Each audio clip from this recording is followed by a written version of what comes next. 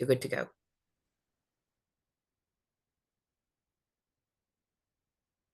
Right, I'm here to talk about the Cumbrian poet John Stagg, whom some of you will already be familiar with as the author of one of the earliest vampire narratives written in English, published in 1810, 9 years before Polidori.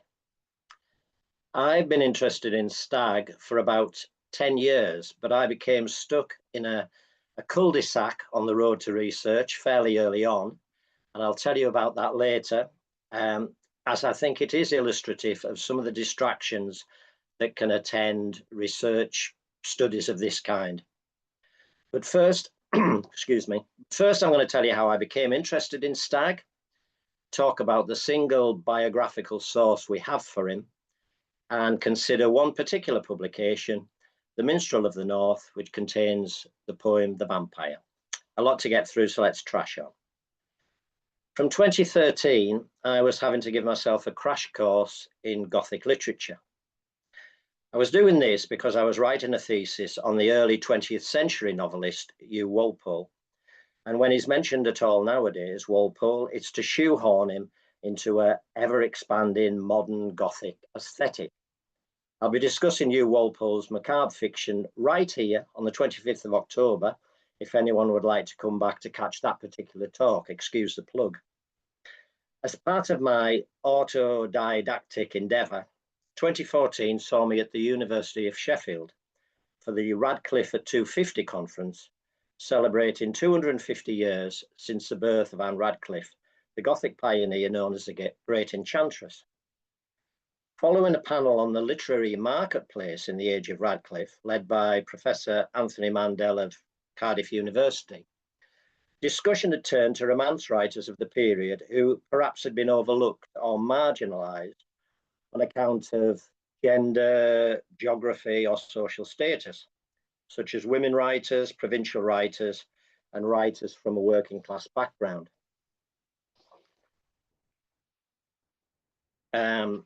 Mark Bennett, a PhD student at Sheffield, mentioned John Stagg, having recently blogged about him in his role as chair of Sheffield University's Gothic Reading Group. Now, those blogs are still available, by the way, and are well worth reading. If you just Google Sheffield Gothic Reading Group, John Stagg, you should find them in their archive. They're very good. Mark told me that Stagg was born in Brough-by-Sands on Cumberland's Solway coast, and as an adult had worked as a librarian in the nearby market town of Wigton. Brough-by-Sands has two claims to fame. In the 3rd century AD, during the Roman occupation of Britain, it was garrisoned by a detachment of Maori infantry. That's North African Berbers, probably from the vicinity of Morocco and Algiers. It's not people from New Zealand. As such, this garrison represents the first recorded North African community in Britain. Never mind the Cumbrian climate being a shock to the system for the Romans, imagine what it must have been like for North African Berbers. Then, in the early 14th century, Brough was temporarily the seat of English government, while King Edward I, the so-called Hammer of the Scots, was organising his latest invasion across the mile-wide estuary mouth to invade Scotland. His tenure and subsequent demise is commemorated in a monument. It was built in 1685, it collapsed. It was rebuilt in 1803, was restored and fenced in 1876. And here it is. Single column, stepped with a cross on the top. There's a plaque on there. I think they must be new railings. You used to be able to squeeze through the fence and smoke a cigarette on the steps when I was a lad. Of course, I was a lot slimmer in those days. So while there, in the summer of 1307, Edward died from a form of dysentery. I foolishly swam off that coast a few years back when the tide was out, and I got a form of dysentery too. Apologies for oversharing. Having grown up in a little village just down the coast from Brough-by-Sands, and having gone to school in the market town of Wigton, I was surprised to have never heard of John Stagg the poet. So following that introduction in 2014, and on the basis that the next project you imagine yourself doing is always more attractive than the one you're currently struggling with, I instantly determined to do something on Stagg once I'd got you, Walpole, out of the way. So who was John Stagg? For the few details we have, we're indebted to a man calling himself Sidney Gilpin. Stagg's entry in the Dictionary of National Biography, his Wikipedia page and whatever are all ultimately derived from something Gilpin wrote in the 19th century. Who was Sidney Gilpin? That's the pen name of the Carlisle-based printer and bookseller George Coward, who produced a series of books collecting the songs and ballads of Cumberland and the Borders, as well as the dialect poetry of local authors. These various titles also included potted biographies of notable Cumbrian literary personalities, and it's through Gilpin that what little is known of John Stagg has found its way into later works of reference. And there's a couple of pages from Gilpin's biography of Stagg.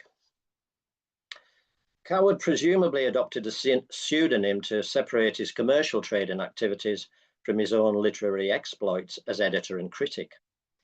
That he should have chosen the surname Gilpin may have been an attempt to posthumously exploit the cultural reputation of the famous Gilpin family of Scaleby, a family that included William Gilpin, advocate of the picturesque, and his sister Catherine, whose poetry, produced in collaboration with her sometime companion Susanna Blaymeyer, Gilpin would go on to publish in his anthologies. Gilpin gives no provenance for his biographies, other than saying sufficient material was obtained from various reliable sources. One assumes that there was documented information available with regard to Cumbrian poets like the Reverend Josiah Relf, Susanna Blaymeyer, and Catherine Gilpin, because of their social status. The working class poet Robert Anderson was astute enough to write his own biography. New studies on all these poets have subsequently appeared. Those are the bookcase editions. That's the lovely Susanna Blaymeyer in the middle. I'm not an expert on hairdressing. I think, is that a pompadour, that hairstyle? Christopher Maycock, who wrote the introduction to that Susanna Blaymeyer collection, gave a talk a few years back. One of my friends went to it, and he was very touched. He said Maycock had obviously fallen in love with Susanna Blaymeyer over the sort of chasm of the centuries. He said it was very touching. He was obviously devoted to her. Stagg's somewhat different from these poets. Gilpin suggests that the poet had already faded from memory shortly after his death in 1824, relating in an anecdote how someone attempting to buy one of his books was laughed out of a shop and told that no such writer had ever existed. There's even some argument about the date of his death. It's generally given as 1823, but records suggest it was the following year, 1824. Gilpin tells us that John Stagg was born in Brough-by-Sands, the son of the local tailor. A good scholar, he was destined for a career in the church when an unspecified accident robbed him of his sight.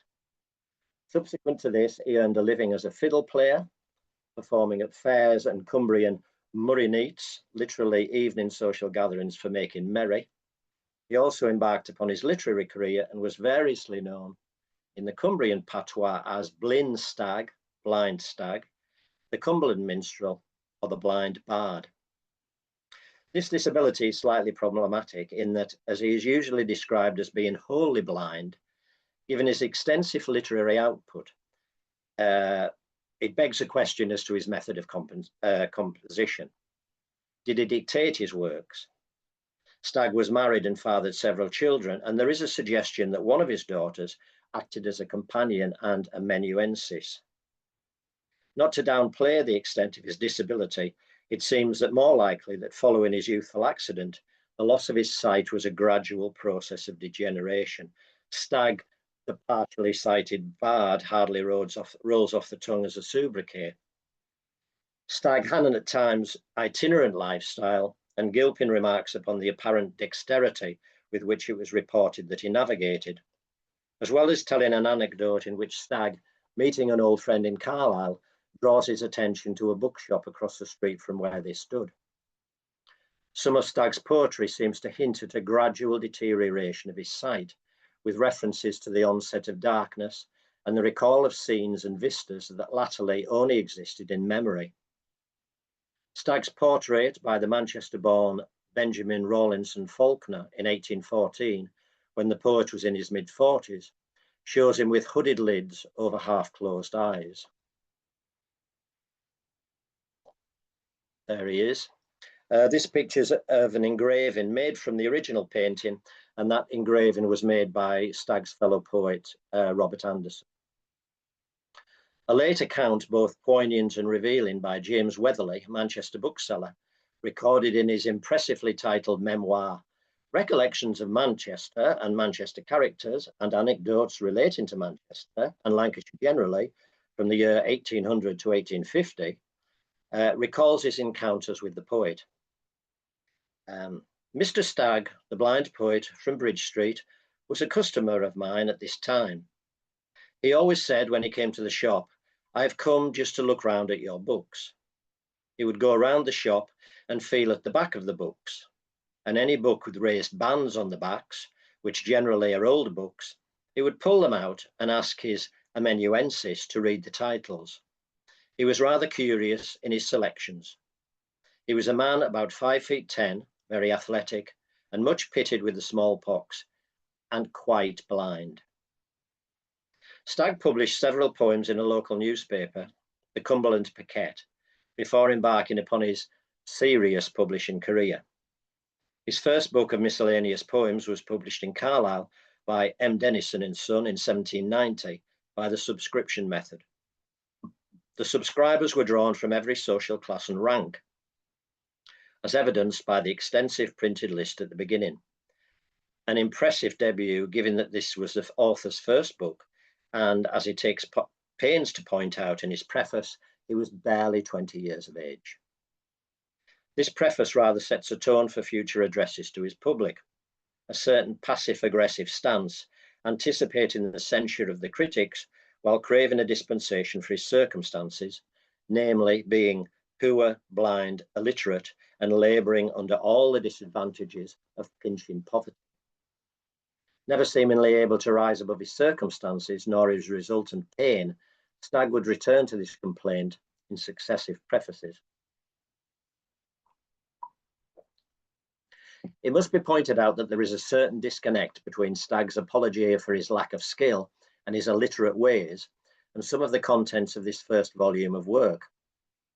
Among the self-penned poems are also translations from Horace, Virgil, and Ovid. Once again, this suggests that Stagg's blindness was a gradual thing and did not immediately render him helpless.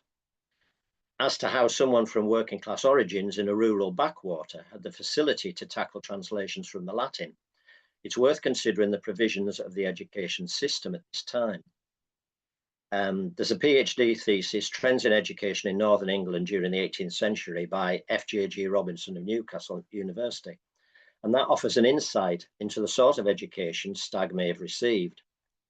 In the section on village schools, Robinson notes that there were very few parishes in the north of England from the 18th century which did not possess some kind of endowed school, some of which were grammar schools, offering a classical curriculum. It was quite common in the north for such schools to offer classics as well as English and arithmetic. The Bishop of Carlisle, writing to the Society for the Promotion of Christian Knowledge in 1717, enthused over the new charity foundations for the educations of the poor. However, he did temper his enthusiasm with an observation. There's hardly a parish in my diocese where there is not a grammar school, slenderly endowed, and in some of the largest there are often 2 or 3 of that kind, in all which the poor masters take upon them to teach Latin and sometimes Greek, which raises the spirit of the children above the fortunes of their parents, and very frequently to their own ruin. Clearly, if, as we are told, Stagg had been destined for a career in the church, his accident left him with a burden of disappointment, and his education might have left him with a burden of ambition. Stagg's official biography by Sidney Gilpin lists him as running a library in the market town of Wigton after moving there with his family. Records show that a subscription library or book club, a resource that had proliferated during the 18th century, with rising literacy levels among the general populace, was affiliated to Robinson Stationers in Church Street in Wigton. Robinson was also listed as one of the subscribers to Stagg's first book of miscellaneous poems. It is likely that this is a library within Robinson's existing bookshop where Stagg may have been employed. The latter end of Stagg's tenure in Wigton was remarkable for a sudden acceleration of his publishing output.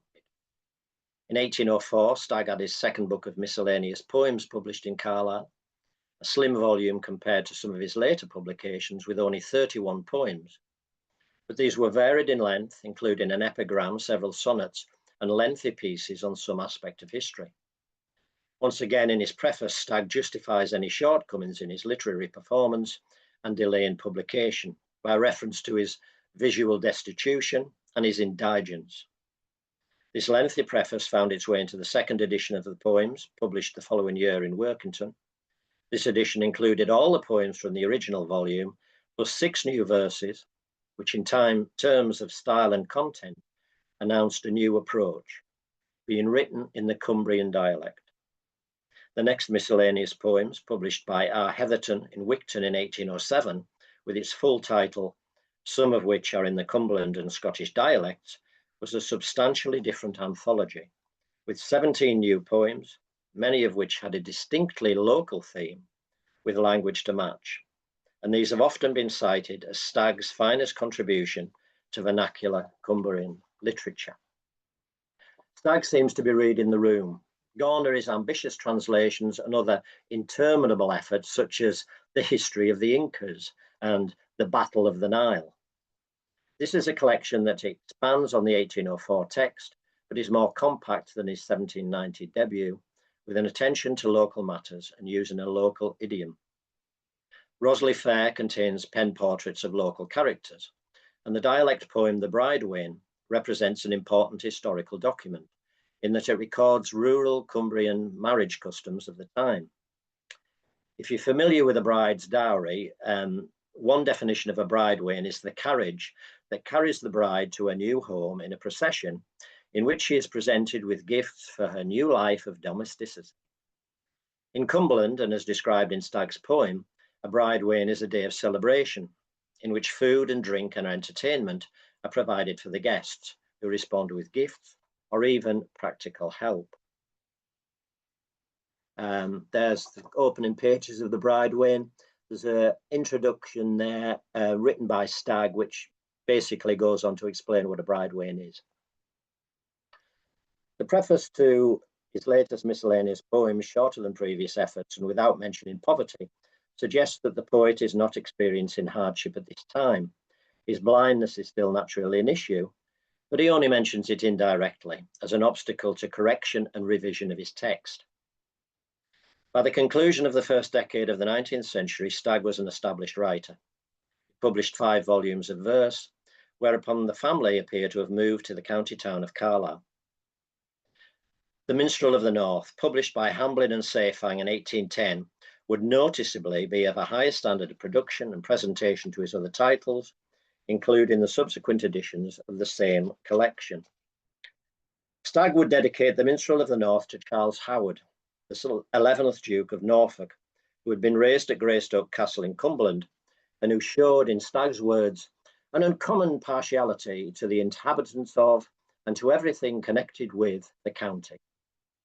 Gilpin suggests that Stagg had won the patronage of Howard, although the dedication may equally be read as the poet angling for support, as much as gratitude for patronage received. And given that Stagg continues to complain of poverty, it seems likely that any patronage may have been symbolic rather than material. Gilpin notes that Stagg was incredibly well connected. He was acquainted with the theologian William Paley, former Archdeacon of Carlisle, author of the famous watchmaker analogy, arguing the proof of the existence of God through intelligent design. Stagg was also a guest at Queen's College, Oxford, and the Cumberland Association in London at its anniversary dinners. The Cumberland Association, originally founded in 1734 as a charitable organisation, seemingly over time became more concerned with its social function, a celebration of the Cumbrian diaspora's collective consciousness. After dedicating the Minstrel of the North to the Duke, Stagg, in a prefatory apology, craves indulgence for his concession to fashion. Here's the opening pages to that. Here he goes. How far the general tenor of these pieces may be approved, I shall not presume to say. But the present perversion of taste and the romance mania so prevalent nowadays almost demonstrates to me that essays of a more serious and regular nature would not be universally received with such a degree of encouragement.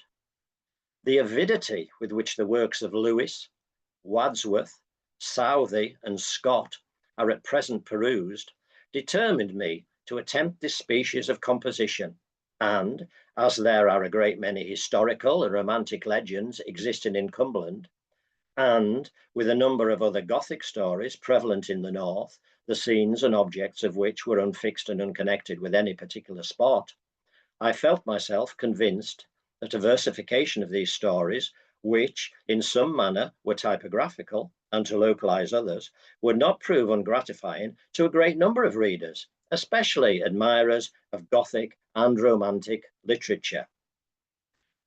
I love this for several reasons. First of all, that's a massive second sentence, worthy of Henry James with its subclauses. Then the counterintuitive apology, which effectively criticizes the literary taste of his readers. And then there's a typo, Wadsworth for Wordsworth, which sounds as if the poet has actually spat the name out. But mainly, I love the lumping together of poets whom Stagg sees as promoting this romance mania. Would Wordsworth have welcomed his name being fettered to Matthew Lewis in this way? Wordsworth, in his preface to the second edition of Lyrical Ballads in 1800, condemns Gothic literature, observing that a craving for extraordinary incident has fostered frantic novels, sickly and stupid German tragedies, and deluges of idle and extravagant stories in verse. I've always had an issue with the seemingly shameless way that the Romantics plundered Gothic tropes, even while decrying the Gothic tendency in print. In his chapter on Gothic Wordsworth in his book Romantic Misfits, Robert Miles singles out Wordsworth's ventures on Salisbury Plain and the play The Borderers as being conditioned by the conventions of terror writing, and notes that the first edition of Lyrical Ballads embraced the Gothic, with Coleridge supplying the supernatural content. Michael Gamer has defended this apparent duplicity, the Romantics' public repudiation of Gothic's low cultural status, while appropriating its materials, by emphasizing the way they used distancing techniques to neutralize its negative connotations, while legitimizing its conventions by self-consciously putting them to acceptably intellectual and ideological uses. This is rather like a stand-up comedian defending controversial material by claiming they were speaking ironically. Stagg is having none of it. Wordsworth and Lewis are two sides of the same coin.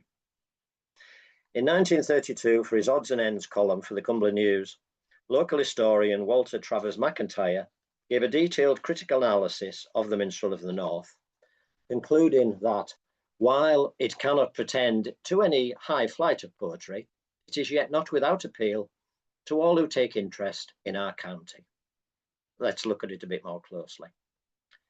First of all, are the ballads genuine examples of Borders folklore, or has he simply collected generic legends and stories, unfixed and unconnected, as he says, and localized them?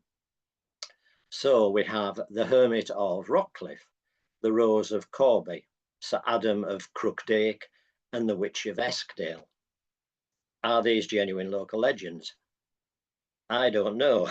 The stories don't suggest any tales I'm aware of, but then I'm no expert.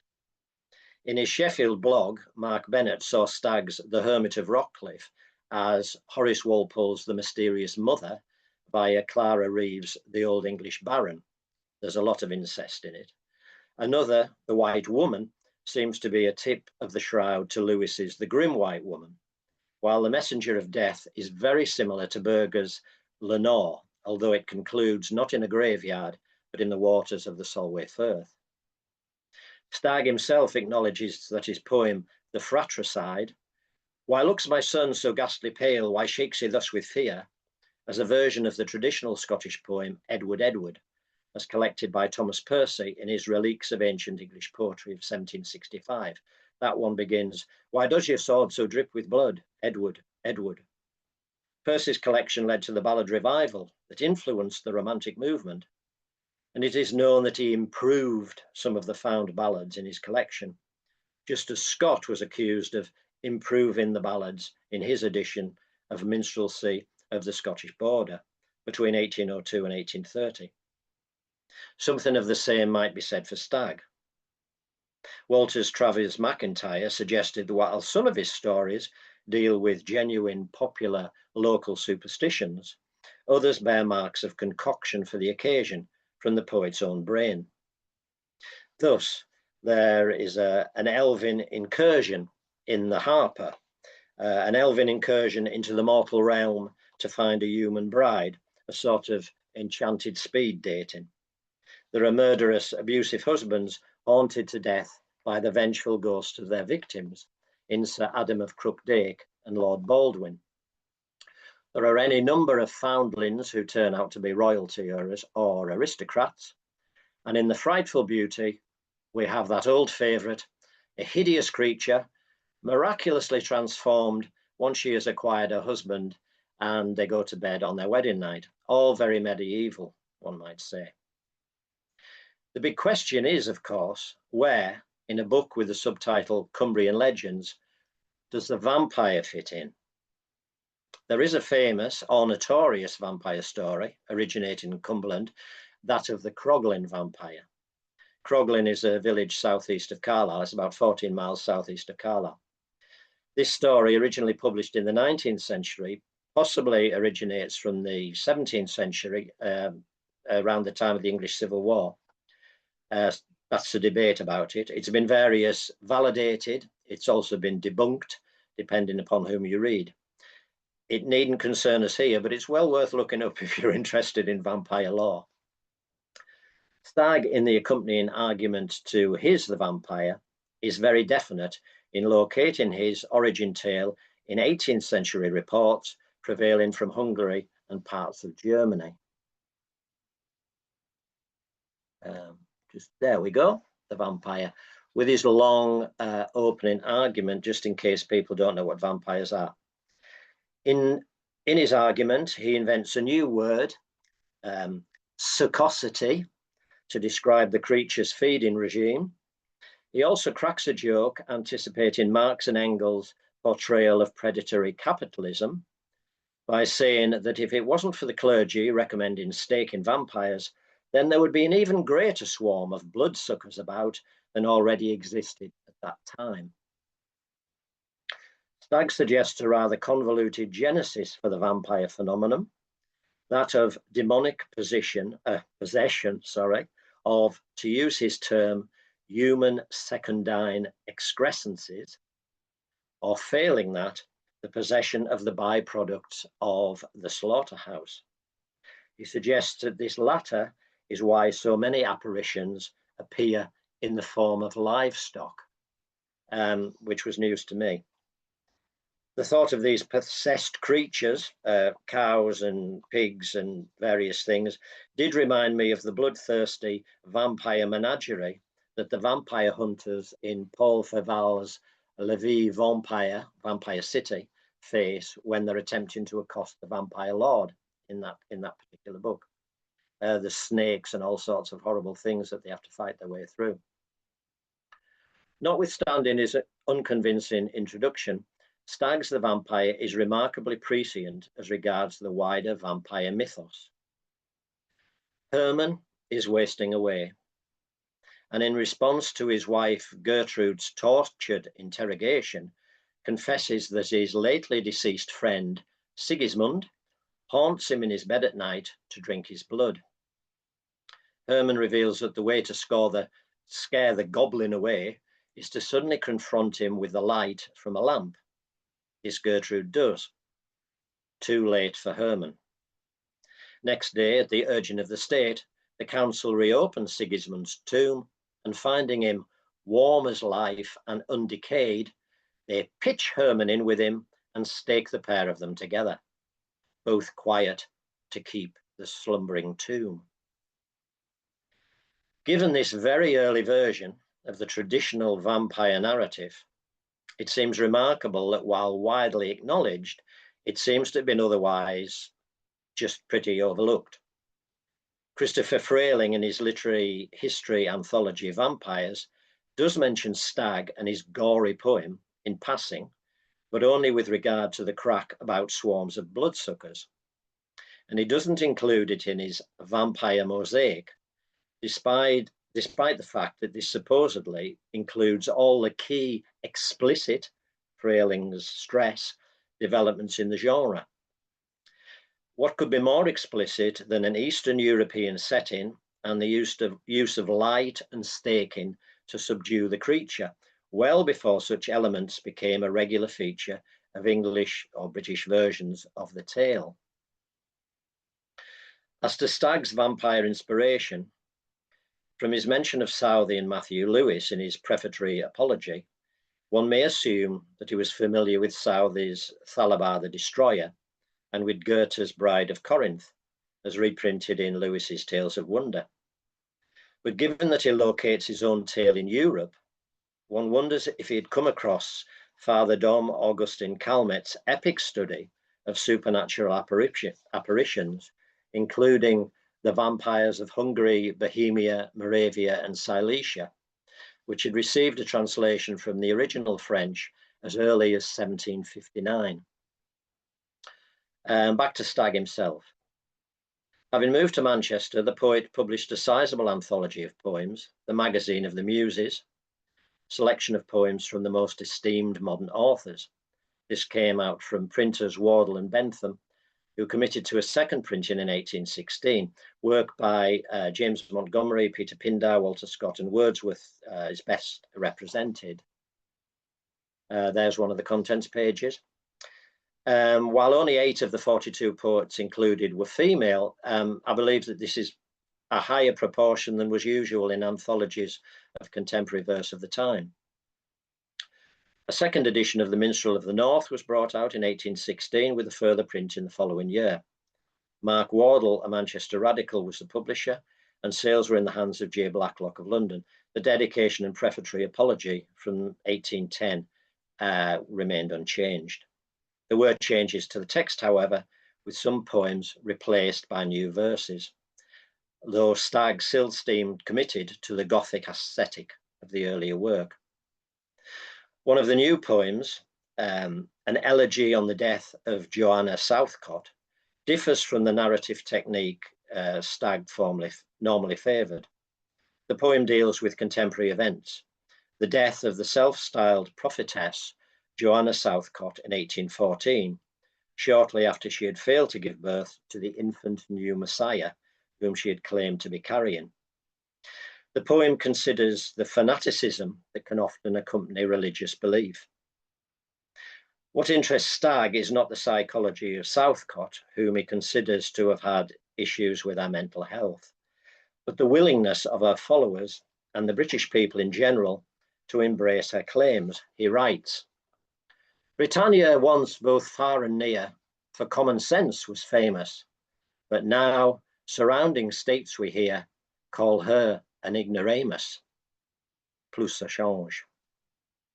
Stagg's final publication was the Cumbrian Minstrel, appearing as 2 volumes in 1821 and again in 1822, and printed by T. Wilkinson in Manchester. Stagg's poetic preface, addressed to the public in volume 1 of 1821, suggests a return to hard times, brooding upon his state of chill penury and a life of unchangeful gloom. The subtitles of the books map an ambitious and wide-ranging poetic landscape. Being a poetical miscellany of legendary, Gothic and romantic tales, the scenes and subjects of which are principally laid in the border counties of England and Scotland, together with several essays in the northern dialect, also a number of original pieces never before published, and a variety of translations as well modern as classical. In fact, there was little new in the Cumbrian Minstrel, Stagg largely serving up previously published work, including dialect poems, some of the Gothic narrative poems from various editions of the Minstrel of the North, and even verses from the various editions of miscellaneous poems. There's contents page, first contents page of volume 1. There's some poems there from the earlier works. Volume 1 of the Cumbrian Minstrel appears to be an omnibus edition or Stagg's greatest hits, whereas Volume 2 sees a distinct change of approach, with previously published work sandwiched in a huge section of sentimental sonnets that it seems fair to say do not represent the poet's finest hour. There's an example of the contents page with the sonnets. Claiming they are found works which are subsequently translated into English, there may be some autobiographical content in that they describe a man of sorrows. Stagg died in Workington in 1824, aged 55 years, and was buried there in St. Michael's Church on 17th of February of that year. There is no headstone or other grave marker, and only a brief note appeared in the local press at that time. I did a digital search for Stagg in a local archive, and I was directed to an archive on the West Coast, and the lady archivist got back to me and she said there is a note. It says that Stagg died in 1823 and was buried in Harrington, which is a town on the West Coast.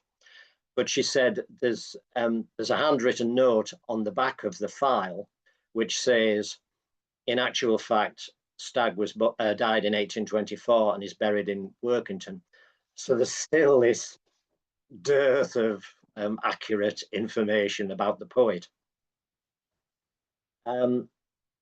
I wanted to write something about Stagg, and aware that there wasn't much information to furnish a biography, Gilpin, for all that he wrote quite a few pages about Stagg, is very romanticized, and his history, if you like, is largely anecdotal. So I thought, well, I can maybe produce something like an extended essay just on the poet's contribution to the Gothic. I was chatting to a local publisher, and he suggested that I track down a retired schoolmaster, formerly of Brough by Sands, who was himself researching a life of Stagg. I tracked the gentleman down, visited him, turned up the Hartley charm to 11, and he very generously entrusted me with the results of his incredibly considerable labours, several files of work. The work in question was neatly printed in biro on hundreds and hundreds of pages of lined A4. Very neat, quite legible, but so small as to require entering the quantum realm to be able to read it. I mentioned this to the publisher. He said, well, why don't you take a photograph on your phone and load it up onto your laptop and then blow it up and read it? There are hundreds and hundreds and hundreds of pages. So I ended up reading it with a trusty magnifying glass, if there were any words that were difficult. It challenged Gilpin's biography of Stagg in several fundamentals while considerably expanding it. Stagg was not the son of the Brough by Sands tailor, but the result of an extramarital affair between the married daughter of a local landowner and another much older bachelor landowner by the name of Jonathan Stagg. This child was fostered to the niece of the actual father, and her husband, a second cousin, also called John Stagg, who did subsequently become Brough by Sands tailor. Confused? I've barely started. This revisionist biography then goes on to fill in the details of Stagg's life, including his schooling, his possible career as a local schoolmaster, his time in the Wigton Poor House, his activities with local amateur dramatics, details concerning his family and their marriages, their various addresses in Manchester and London, their employment in the artificial flower trade, also in Manchester and London. Really amazing, exciting stuff. There was just one problem. There was no corroborative evidence to the study. No footnotes, no endnotes, no appendices, no references to actual sources, be they letters, diaries, land registries, birth certificates, no archival item numbers. Despite having a few conversations with the author during my visits to him, and while explaining that without a paper trail, his study, fascinating and groundbreaking though it was just like his version of Stagg's origins, ultimately illegitimate. He remained unable to produce or even to point me in the direction of his sources. I did find a page, an appendix, which looked like it was a list of sources, but all the books mentioned were just tangential histories about local politics, local towns, the education system, things like that. He did say in this appendix, I have taken some of the poems to have autobiographical content, but only where supported by the facts. But there were no references or the provenance of these facts. Now, I don't do empathy, and I'm the laziest man in the world, but I did and do feel a certain obligation to someone who so generously shared what had obviously been a labour of love. I transcribed a very heavily edited version, which ultimately came to some 13,000 words. I added an explanatory introduction. I gave the author a copy, and I also showed it to the publisher who had originally put me on the trail. But inevitably, he felt that without supportive evidence, it was just one more twist in the strange case of John Stagg, the blind bard. And that's it. I hope you've enjoyed listening.